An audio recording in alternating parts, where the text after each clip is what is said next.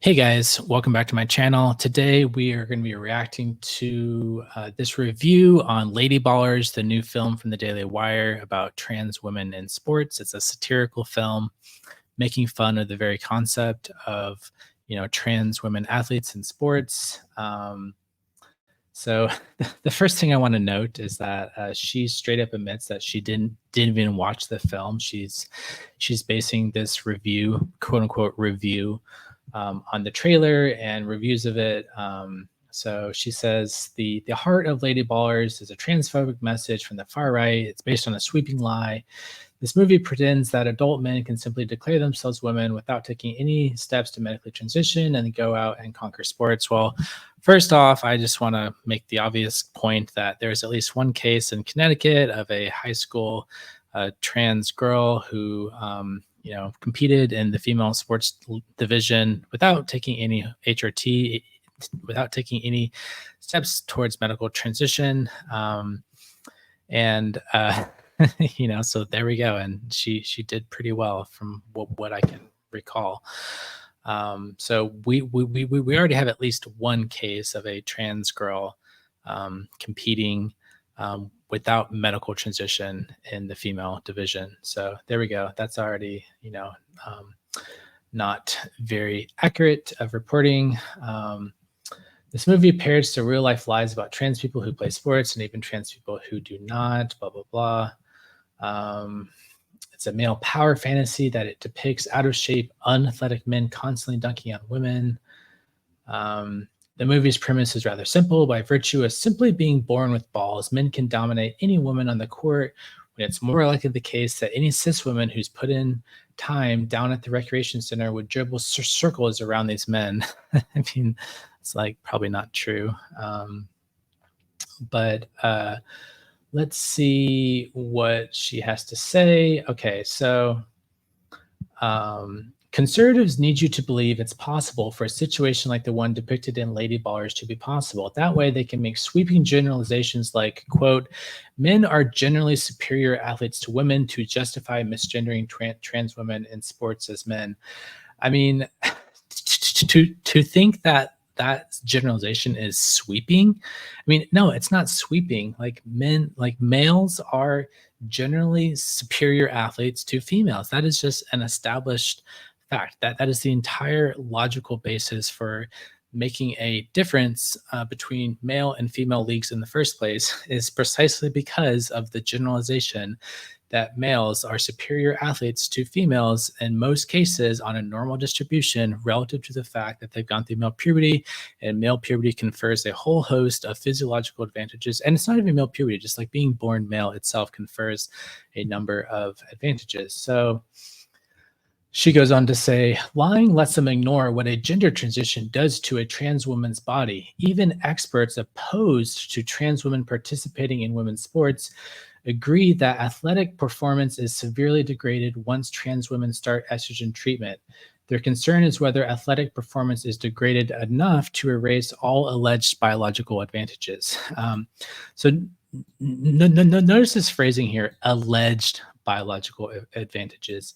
It's like the trans activist community is so delusional that they can't even say that males have a general biological advantage relative to females in sporting events. It has to be alleged. It is merely alleged that males are better at athletics than females. It's just alleged. There's no evidence, even though every single world record in every single elite sport ever, maybe with the exception of super long distance, swimming or something like this, pretty much everything is males do better. Why? Because males have an inherent physiological advantage in virtue of being male and having gone through puberty.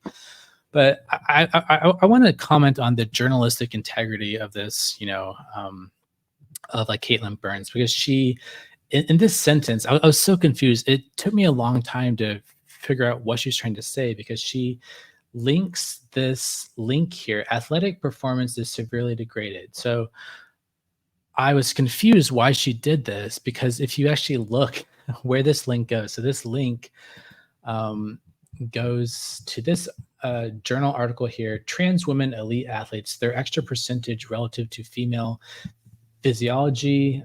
So it's talking about, how trans women, or like it's talking about like whether or not trans women have a advantage in sports. The inclusion of transgender women athletes has raised concerns about the fairness of the female division for biological female athletes. So let's go down to the conclusion. Okay, so testosterone drives much of the enhanced athletic performance of males through in utero or early life and adult exposure. Many anatomical sex differences driven by testosterone are not reversible. Given sports are currently segregated into male and female divisions because of superior male athletic performance, and that estrogen therapy will not reverse most athletic performance parameters, it follows that transgender women will enter the female division with an inherent advantage because of their prior male physiology. So they're saying that given that that the percentage difference between medal placings at the elite level is normally less than 1%, there must be confidence that an elite trans woman athlete retains no residual advantage from former testosterone exposure, where the inherent advantage, depending on sport, could be 10 to 30%. Current scientific evidence cannot provide such assurances, and thus, under abiding rulings, the inclusion of trans women in the elite female division needs to be reconsidered for fairness to female-born athletes. So this is literally the exact opposite of what Katelyn Burns concluded, and she's a journalist. Like, I don't know where she got this idea that. So she cites saying athletic performance is severely degraded. Okay, yeah, it's degraded, but not enough to counteract the inherent physiological advantages of being born male and going through male puberty. So, I mean, this whole article is just like everything in here is complete opposite to what Katelyn Burns is saying. So I'm just like so flabbergasted that she could like somehow cite this as if no one's going to click on the link and read it. I mean, like, come on. So male physiology provides an athletic performance advantage. Testosterone drives anatomical and physiological sex differences in the human body. These sex differences can be architectural and therefore permanent, or can be influenced by adult level circulating testosterone concentrations and therefore modifiable. Permanent sex differences that affect athletic performance involve the brain, skeletal structure, cardiorespiratory system. Modifiable sex differences include testosterone effects on muscle mass and strength and aerobic capacity.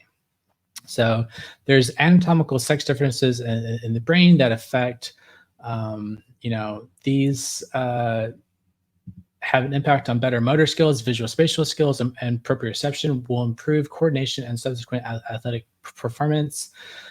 These differences in brain structure are evident in childhood. They get further differentiated with the onset of puberty. Testosterone and muscle mass. So testosterone drives muscle mass and clear sex differences that exist. Elite male athletes have an average more muscle mass than elite female athletes for any given body weight. Males have approximately twice the cross-sectional area of upper body muscle and 30% more cross-sectional area of lower body muscle relative to females. So one thing to note, so they have like differences in bone structure, cardiorespiratory system, and then they say male physiology cannot be reformatted into female physiology by estrogen therapy.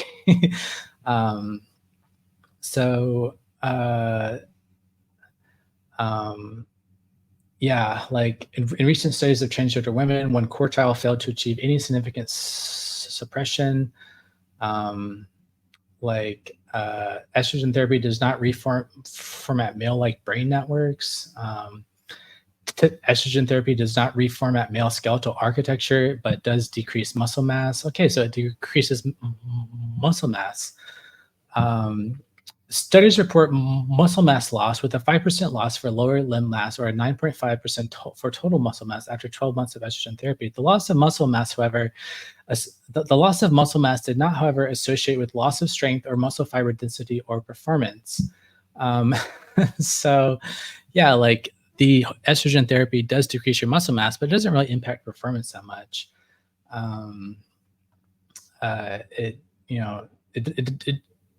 doesn't really remove the impact on the cardiorespiratory system. So basically every single thing in this article is like the exact justification for the entire Lady Ballers movie.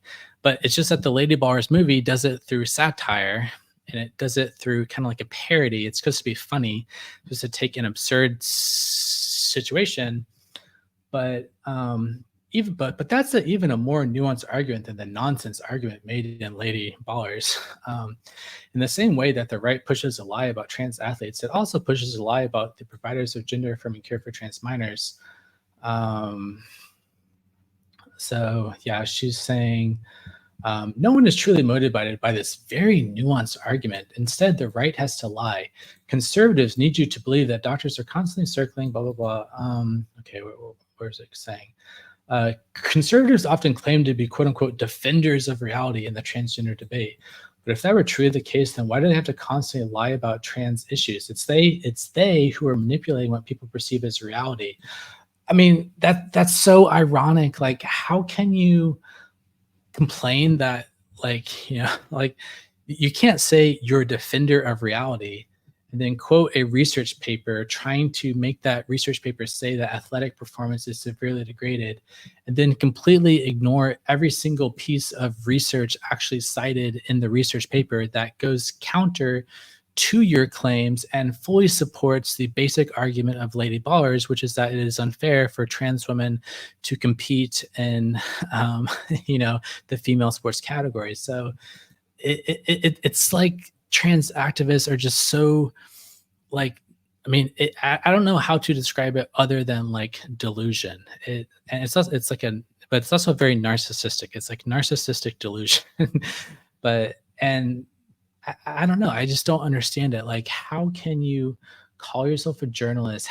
Like, how can you call yourself a defender of reality and, you know, complain about like, oh, Lady Ballers are so unfair, blah, blah, blah. If only they looked into the nuanced research, if only they did their research, like if they really looked at reality, then they wouldn't come to these conclusions. Like, no, like the research is being done. She even linked to the exact research that supports the basic argument of the Lady Ballers. I mean, it's just it's doesn't make sense. I don't get it. Like, how can you do this and like call yourself a journalist? Like, it's completely like not. It's just nonsensical. But I think it's ultimately comes from this like reality distortion or something. Like it's just like this idea that if only we just like put our heads in the sand, we can like pretend that there's no such thing as the difference between males and females. Because remember, like the difference between males and females, it's merely alleged. It's just alleged. There's no evidence. It's just alleged, even though you cite a study basically outlining all the proven evidence that it's not alleged. You cited a study that systematically reviews all these biological advantages, and then you have the gall to say alleged. I mean, it's just ludicrous. So, okay, I'm done ranting for today. Thanks for watching. Bye.